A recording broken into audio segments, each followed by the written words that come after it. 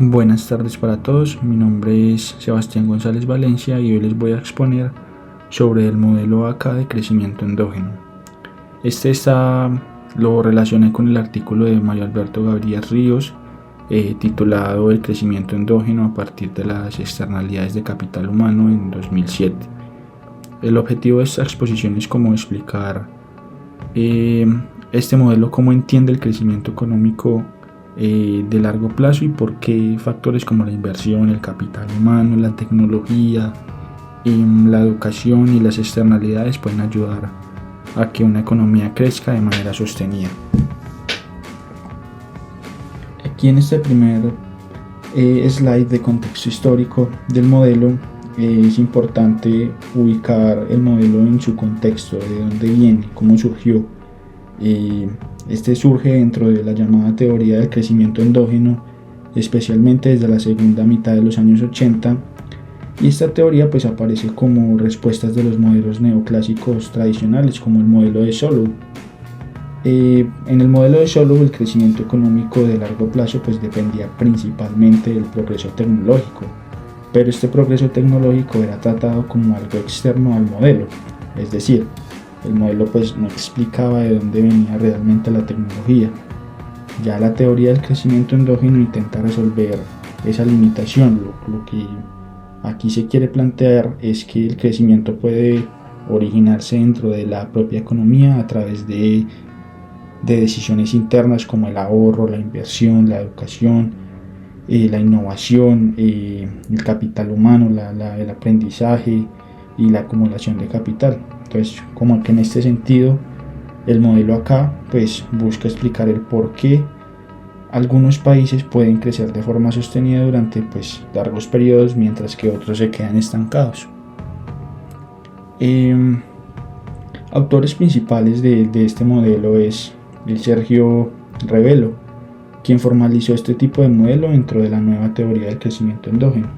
Pero, sin embargo, este enfoque pues también está conectado con otros autores importantes como Paul Romer, que aportó la idea de que el conocimiento y el aprendizaje por la práctica puede generar externalidades positivas. Esto significa que pues, cuando una empresa invierte o aprende, ese conocimiento puede beneficiar también a otras empresas. Está también Robert Lucas. Destacó el papel del capital humano, especialmente la educación y la formación de las personas como motores del crecimiento económico. Y también tomamos como base el artículo de Mario Alberto Gaviria Ríos, quien analizó el crecimiento endógeno desde las externalidades del capital humano y lo relacionó con el caso colombiano. Entonces, este artículo es importante porque muestra que el capital humano no solo mejora la productividad individual, sino que también puede mejorar la productividad de toda la economía en general. En los supuestos teóricos tenemos que el primer supuesto es que el crecimiento es endógeno. Esto quiere decir que nace dentro de la economía y no depende exclusivamente de factores externos. El segundo supuesto es que el capital se entiende en sentido amplio. No solo es capital físico como máquinas, edificios, infraestructura, sino pues también es capital humano, conocimiento, educación, tecnología, salud, innovación. Y el tercer supuesto es que no hay rendimientos decrecientes de capital. En otros modelos se plantea que a medida que se acumula más capital, cada unidad adicional pues produce menos. En el modelo acá, en cambio, se considera que la acumulación de capital puede mantener su capacidad de generar crecimiento. Y el cuarto supuesto es que las externalidades no son fundamentales.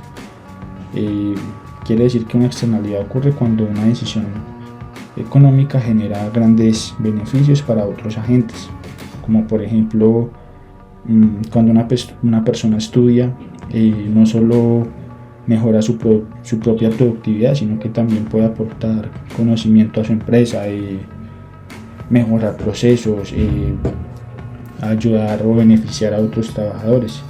Entonces Gaviria Ríos explica que las externalidades derivadas del capital humano, del aprendizaje y el cambio tecnológico funcionan como mecanismos que impulsan el crecimiento. En este desarrollo matemático básico, la ecuación central del modelo acá es Y igual a AK. En esta ecuación, pues Y representa la productividad y la producción total de la economía, A representa la productividad del capital o el nivel tecnológico, y K presenta el capital acumulado. La interpretación aquí sería como si aumenta el capital, aumenta la producción.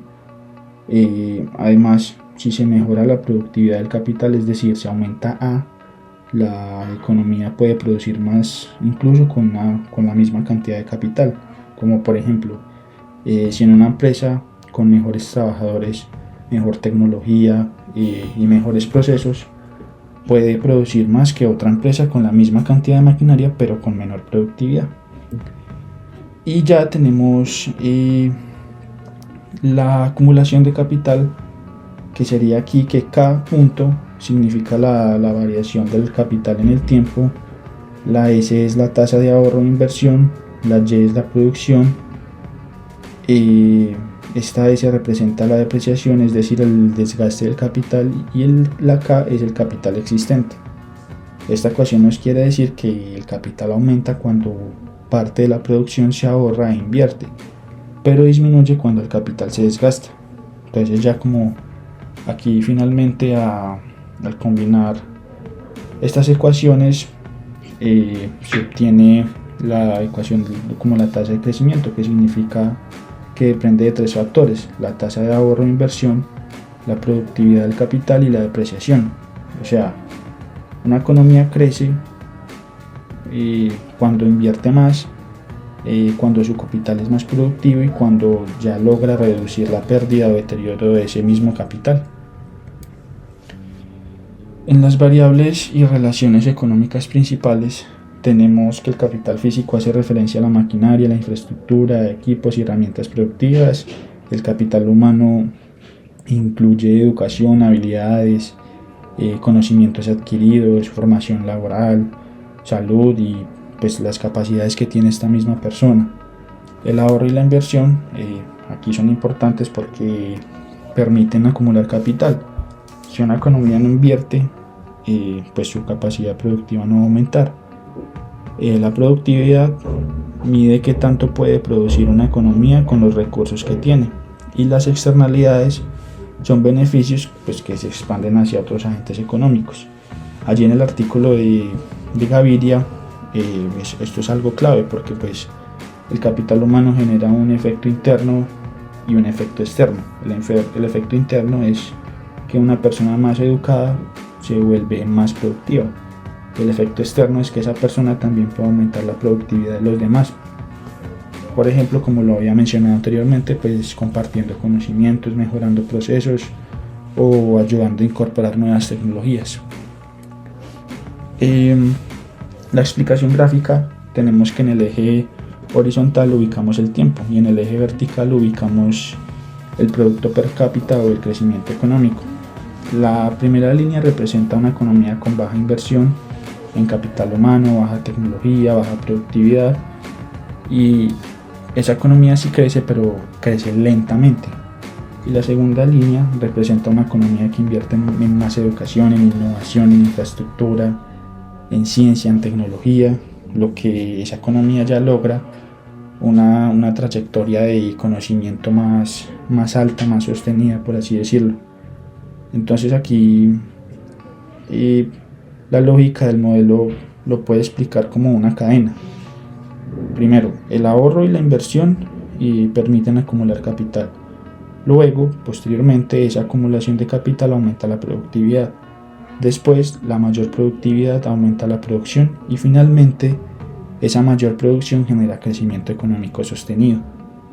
Ya desde el enfoque del artículo, la cadena sería educación, capital humano, externalidades, productividad y crecimiento económico. Esto significa que la educación no debe verse solo como un gasto, sino como una inversión que puede transformar la capacidad productiva de una economía. En las críticas y limitaciones, aquí aunque el modelo acá es muy útil para explicar el crecimiento endógeno, también tiene limitaciones. La primera crítica es que simplifica demasiado la economía, o sea, esto resume el crecimiento en una relación directa entre producción y capital, cuando en realidad intervienen muchos otros factores. La segunda crítica es que supone rendimientos constantes de capital. Ya, sin embargo, en la práctica, algunas inversiones sí pueden perder productividad con el tiempo. La tercera es la limitación, es que no toda inversión genera crecimiento. Allí con un ejemplo se puede explicar: si un país invierte en proyectos mal planeados, en infraestructura innecesaria o procesos afectados por corrupción, esa inversión necesariamente no va a aumentar la productividad. También otra crítica importante es que la calidad institucional importa. Aquí una economía puede tener recursos, inversión, pero si no hay buenas instituciones, si no hay transparencia, si no hay estabilidad jurídica, no hay eficiencia, pues el crecimiento puede verse limitado. Ya en el artículo de Gaviria pues reconoce que la relación entre capital humano y el crecimiento no siempre es fácil de medir, porque depende de la interacción entre educación, tecnología, productividad y condiciones. Ya un ejemplo aplicado al caso, ya en el artículo de Gaviria Ríos, trabaja un caso aplicado donde el autor realiza un ejercicio numérico utilizando parámetros de la economía colombiana para analizar las tasas de crecimiento de largo plazo del capital humano, el capital físico y el producto per cápita. Uno de los resultados más importantes aquí, cuando se reconocen que las externalidades de capital humano, el modelo predice un crecimiento per cápita de estado estacionario cercano al 3,2%.